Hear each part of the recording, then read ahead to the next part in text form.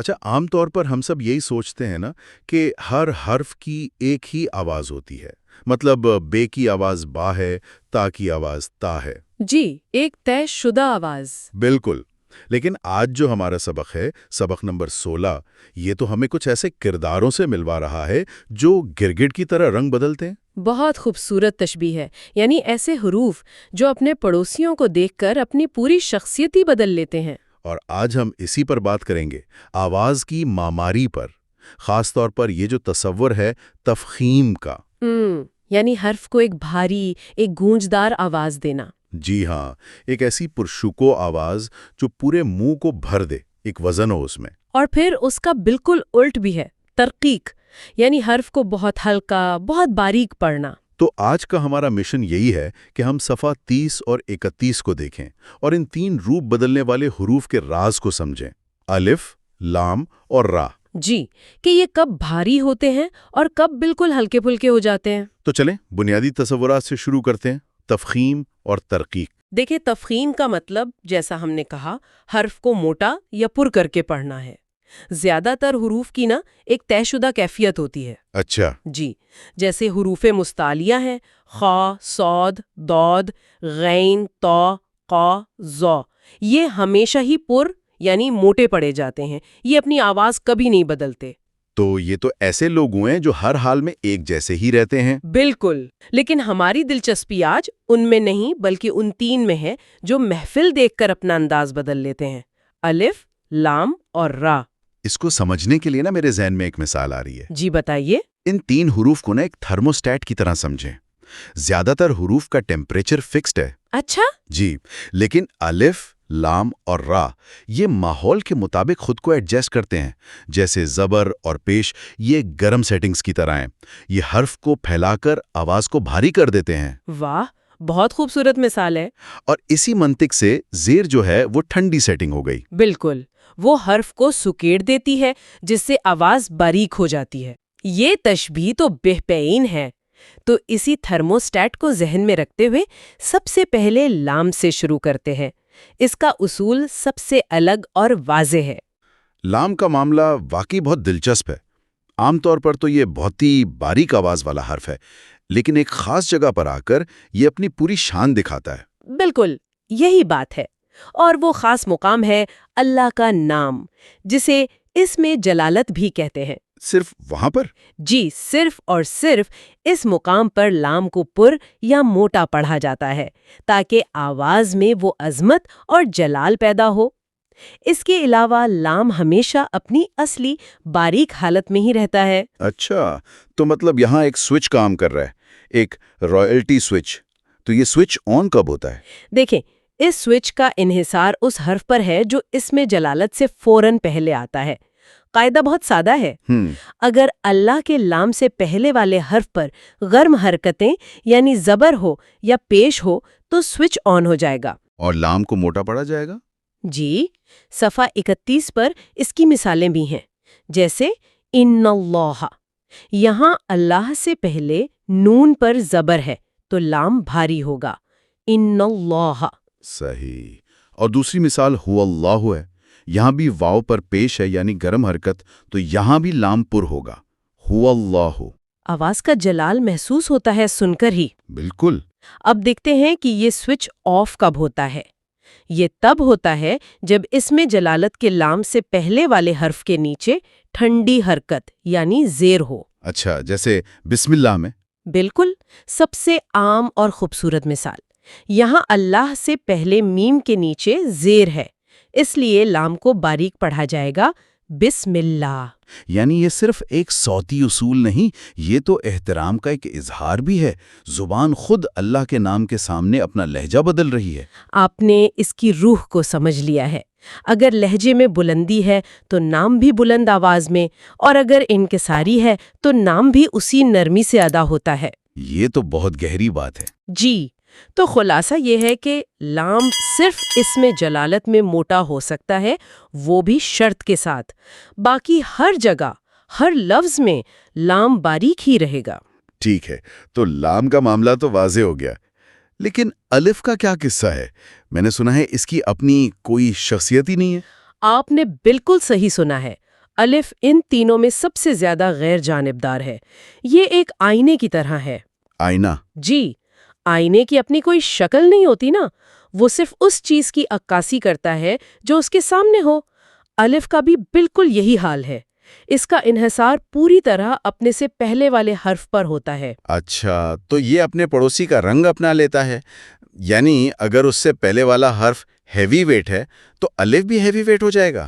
جی ہاں، صفحہ 23 میں یہی آئینے کا قاعدہ بیان ہوا ہے۔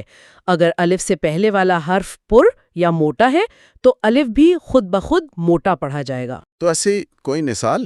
جی، مشق میں دیکھیں، قالا۔ اب قاف تو ایک قدرتی ہیوی ویٹ حرف ہے، وہ ہمیشہ موٹا ہوتا ہے، تو جب اس کے بعد الف آیا تو وہ بھی موٹا ہو گیا، قا۔ واہ!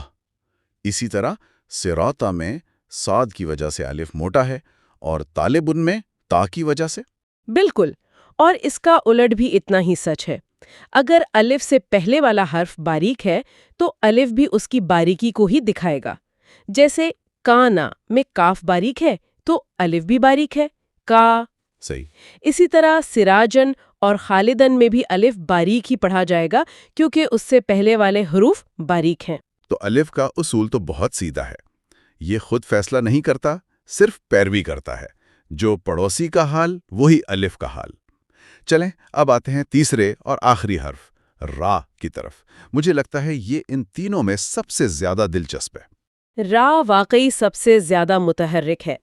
اس کے اصول پہلی نظر میں تھوڑے پیچیدہ لگ سکتے ہیں، لیکن اگر ہم انہیں ایک سادہ سے اوپر نیچے کے قاعدے سے سمجھیں تو بہت آسان ہو جاتے ہیں۔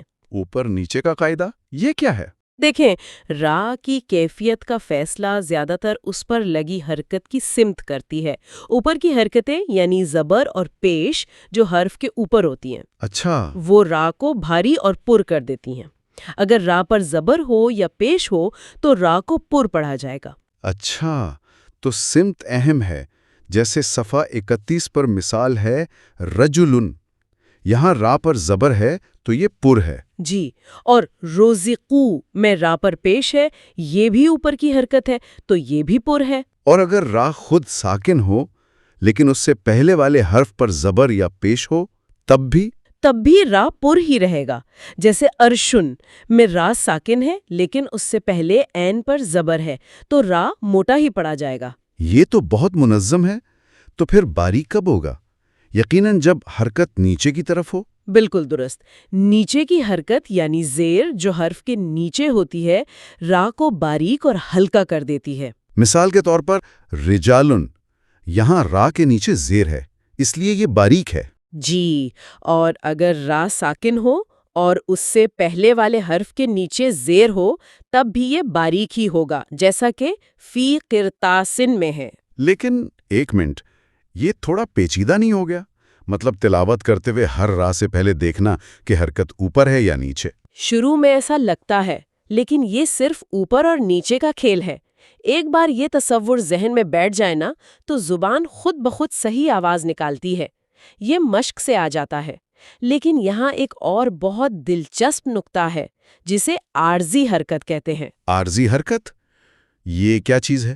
کیا کچھ حرکتیں اصلی اور کچھ نقلی بھی ہوتی ہیں؟ ایک طرح سے ہاں، یہ وہ زیر ہوتی ہے جو اصل میں لفظ کا حصہ نہیں ہوتی بلکہ دو ساکن حروف کو ملانے کے لیے عارضی طور پر لگائی جاتی ہے۔ اچھا، تو پھر اس کا کیا اصول ہے؟ اصول یہ ہے کہ اگر ساکن را سے پہلے یہ عارضی ہی غیر اصلی زیر ہو تو اس زیر کا اعتبار نہیں کیا جائے گا، را پر ہی پڑھی جائے گی۔ واہ، یعنی زبان اس دکھاوے کے زہر سے دھوکہ نہیں کھائے گی۔ بالکل، اس کی ایک بہترین مثال ہے ارجعی۔ یہاں آ کے نیچے جو زیر ہے وہ عارضی ہے، یہ صرف لفظ کو شروع کرنے کے لیے ہے۔ تو چونکہ یہ زیر اصلی نہیں ہے اس کے بعد آنے والے ساکن را پر اس کا اثر نہیں ہوگا۔ جی، اور را کو پر پڑھا جائے گا۔ آواز ارجعی جیسی باریک نہیں بلکہ بھاری ہوگی۔ یہ اس نظام کی ذہانت کو ظاہر کرتا ہے۔ یہ تو واقعی ایک بہت گہری تفصیل ہے۔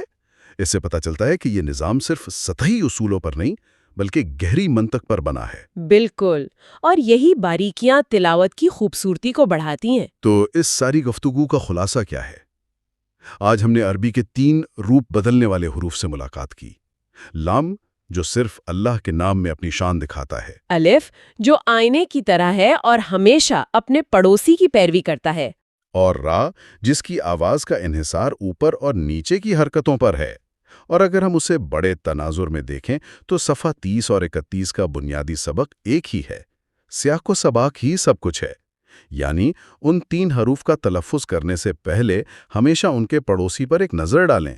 پڑوسی ہی فیصلہ کرتا ہے کہ آواز بھاری رکھنی ہے یا ہلکی۔ بالکل، اکیلے حرف کی حیثیت نہیں، اس کی شخصیت اس کے ماحول سے بنتی ہے۔ یہ صرف تجوید کا اصول نہیں، یہ تو زندگی کا بھی سبق لگتا ہے نا؟ آپ نے بالکل صحیح نتیجہ اخذ کیا۔ ان صوتی اصولوں میں بھی ایک گہری حکمت پوشیدہ ہے۔ ایک بات جو میرے ذہن میں گونج رہی ہے وہ یہ ہے کہ یہ اصول صرف درست تلفظ کے لیے نہیں ہیں، یہ تلاوت میں ایک صوتی موسیقی اور روحانی گہرائی پیدا کرتے ہیں۔ یہ ایک بہترین نقطہ ہے۔ آواز کا یہ اتار چڑھاؤ محض ٹیکنیکی نہیں بلکہ یہ معنی کی ترسیل کا ایک حصہ ہے۔